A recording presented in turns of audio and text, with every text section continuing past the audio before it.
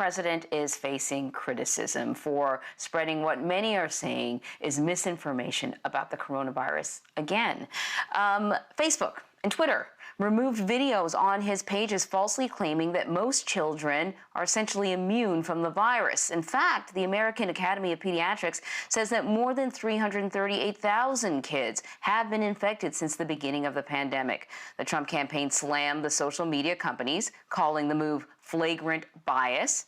And this comes as President Trump travels to Ohio today. He's expected to sign an executive order requiring the government to buy certain medicines from U.S. companies instead of overseas firms. So earlier, his top trade advisor, Peter Navarro, spoke to CBS This Morning about this. The president is going to sign an executive order which is going to deal with one of our most pressing problems related to this pandemic.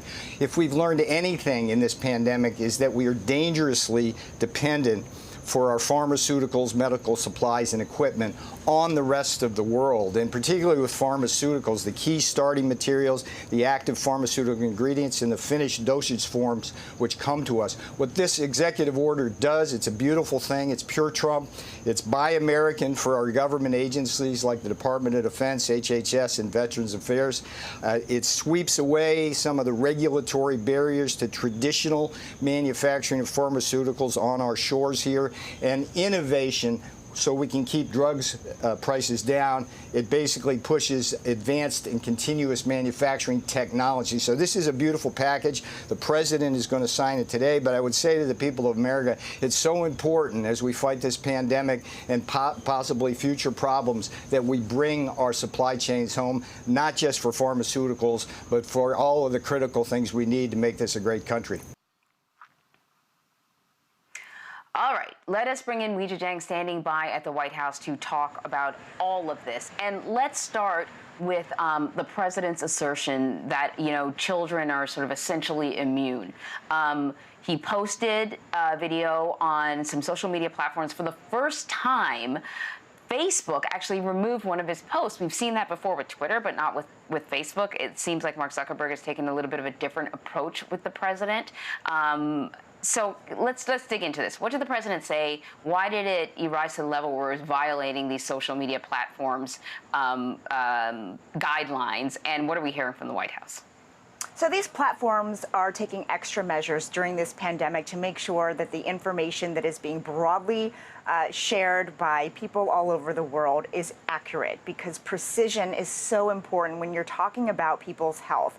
And the president, as we heard just a few minutes ago in Laura's piece, said that children are almost immune, almost definitely immune from the virus.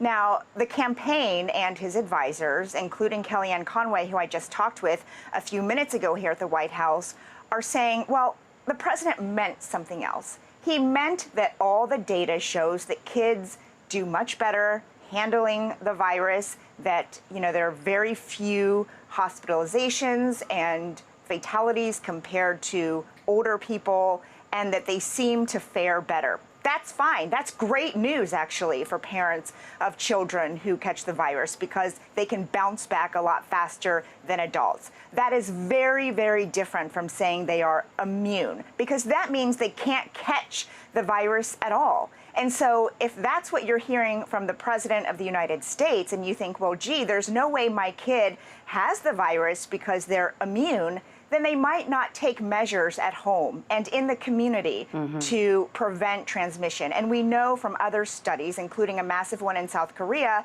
that children do spread this virus. So while they might do better personally handling the virus, if they transmit it to an adult, especially a vulnerable adult, that's where the danger comes. And that's why Facebook and Twitter wanted to remove this information as quickly as possible, so people didn't start thinking that, kids can't catch it. And again, that's the critical distinction here, because they can. Yeah, and I think, it's one thing to sort of claim that the president misspoke, but when you're sort of posting something online, you have plenty of time to think about it and post it and then pull it down if it's wrong. So I don't know if I really sort of buy that explanation. And I just, think of Betsy DeVos, the president's, the administration's education secretary, talking about, children sort of, maybe they're sort of stoppers of the virus because, they're not as susceptible, where you point out, and medical science points out, that they're very capable of spreading it, even if they don't suffer the most extreme symptoms of it, even if many of them don't. But it's not like children haven't gotten sick and children haven't died of this. But let's move on to a different kind of health, Ouija, the health of the economy. Congress and the White House still wrangling over this coronavirus relief bill. Apparently they are trillions of dollars apart. That doesn't make me feel hopeful. And every day I wish, Anne-Marie, that I had better news to share with you and our viewers with regard to this deal. But every day it seems to be the same message that's coming from both Democrats and White House negotiators who are saying they're still really far apart. And they're working around the clock. They continue to have talks every day, but they cannot even decide on whether to pass a comprehensive bill or smaller measures. And in the meantime, as we've been talking about, more and more Americans are losing their jobs. They're filing for unemployment claims, and they are not getting those enhanced benefits that had been helping them through this pandemic, because $600 a week is really substantial for many families that now don't have access to that money because the funding ran out and because they're waiting on these lawmakers to come up with an agreement.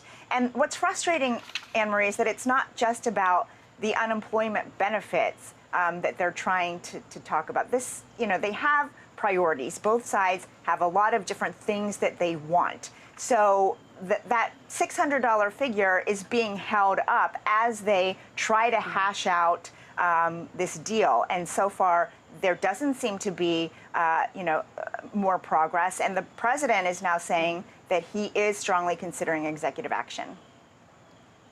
And the thing about it, Ouija, is that while they are sort of arguing over all different types of funding, as you point out, it's not just the extra $600. It's, whether municipalities who've seen their, tax base just sort of fall, disappear, whether municipalities need more help. Schools, do they need more funding because now they have to implement all these extra safety measures? While they're sort of arguing about that, schools are opening. And they're doing the best they can. And in some cases, they don't have all the safety measures implemented, or at least the highest level. But what are you going to do? Like, they've got to push forward. So it's just so confounding that they can't come up with something. All right, next we want to move on to the election and the president. He's continuing to fuel uncertainty about the upcoming election, talking about voter fraud when it comes to mail-in ballots. What can you tell us about what he's saying? And just sort of to reiterate what we know about mail-in ballots and whether or not they are vulnerable and rife with fraud. Right. So the president, the way he addresses mail-in voting, it's almost as if it's a brand new idea that, that all of a sudden these states are going to be conducting ballots by mail, and that's why there's some skepticism involved. But certainly, that's not true, and that's not the case. The president points out specifically that Florida is very well equipped to handle mail-in voting because they've been refining their system for years. But Florida is just one of 32 states that requires people to request a ballot and go through that process. And that's really what he has an issue with, is whether you have to request a ballot or whether you're one of these other states that is just sending out ballots to registered voters because of the pandemic. And so that's what he calls universal mail-in voting, and that's what he says is going to be rife with fraud because, you don't even have to have his signature on these ballots. Anybody can find one somewhere in the mail. You can go steal one. But that's just not true either. In fact, he was fact-checked in real time on this during his briefing yesterday when he was talking about Nevada, which we know he has already sued because he said, you don't even need a signature on those ballots. And a reporter said, actually, you know, you do. We just talked to the state attorney general, who made clear that they're going to go through a very careful process to verify those ballots.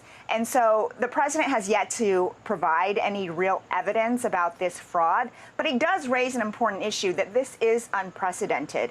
And so, you know, the post office is going to be overwhelmed with ballots. And that's why Democrats are saying, you know, instead of just pointing that out, why don't we do something about it? Why don't we pass more money to give to the Postal Service so they have the resources they need to handle mail-in voting? And, you know, this all goes back to that package, because that money for the post office is just one of many moving parts on Capitol Hill. So true. It's very good for you to point that out. Are there issues with mail-in ballots, and particularly if it's going to be as widespread as it's expected to be in November? Yeah. Is the issue fraud? No, but there are issues that need to be addressed. And while we're discussing fraud, we're not discussing all of this other stuff that needs to be addressed. But you know what? Today is the 55th anniversary of the Voting Rights Act, and a little later on in the show, we're actually going to talk about that, the transformative nature of that act, but also what's happened since and what are the concerns today. So, Weijia, before we let you go, I got to ask you about a New York Times article about Manhattan prosecutors issuing a subpoena to President Trump's bank. This is all part of their investigation into the president's business dealings, tax records, hush money payments, all connected to the Trump Organization. How significant is this development? Well, you know, for us as reporters or for investigators in other fields, you know, we often hear the phrase "follow the money" when you want to find answers. And that's exactly what's happening here with the Manhattan DA, following the money, going right to the president's main lender over the years, that's Deutsche Bank, and trying to get those records to see, you know, where that money has gone to and what the president was using it for.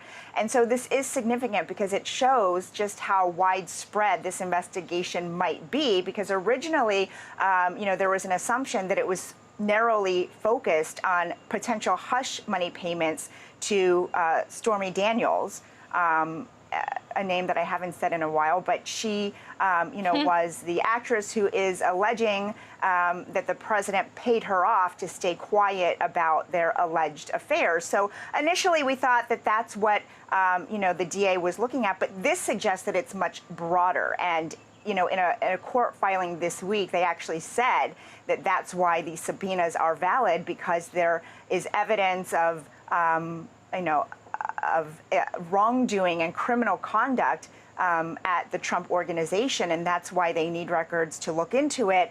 And so I think this is substantial. It is still held up in court, though, so I think what people really want to see is those records, those tax records, and so far, Anne-Marie, we don't know when that might actually happen.